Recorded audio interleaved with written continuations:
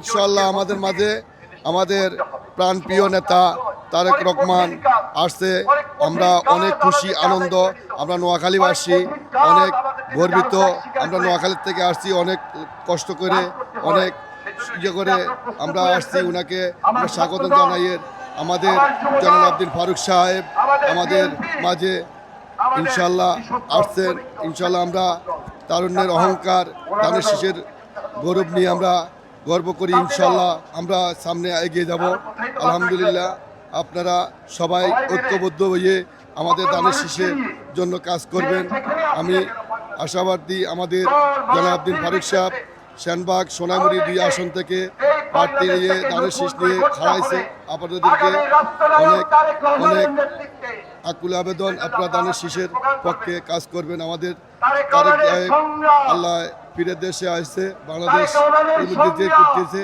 আল্লাহ উনাকে সুস্থতা সংগ্রহ এবং কি তারেক রহমানের সব পরিবারকে সুন্দর সুন্দরভাবে আমরা যেন দেশ গঠন করতে পারি। আলহামদুলিল্লাহ।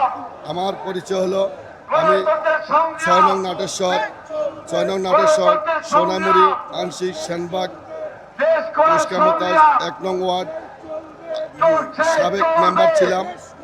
আমি ভারপ্রাপ্ত চেয়ারম্যান তারেক রহমানকে দেখার জন্য আমি নীলফামারী জলঢাকা থেকে আছি ভাই। হ্যাঁ, এখানে আছি আমি ওনার দেখার জন্য আছি। নীলফামারী জলঢাকা থানা থেকে আছি আমি। ওনাকে আমার খুব ভালো লাগে। হ্যাঁ, আমাদের ভারপ্রাপ্ত চেয়ারম্যান তারেক রহমান উনি এই আগামীতে বাংলাদেশের সরকার উনি হবে আমাদের আশাবাদী করি আমরা।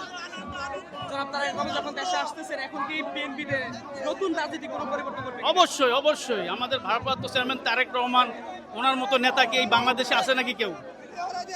নাই, আমি মনে করি। আমাদের ভারপ্রাপ্ত চেয়ারম্যান এখন চলে আসবে।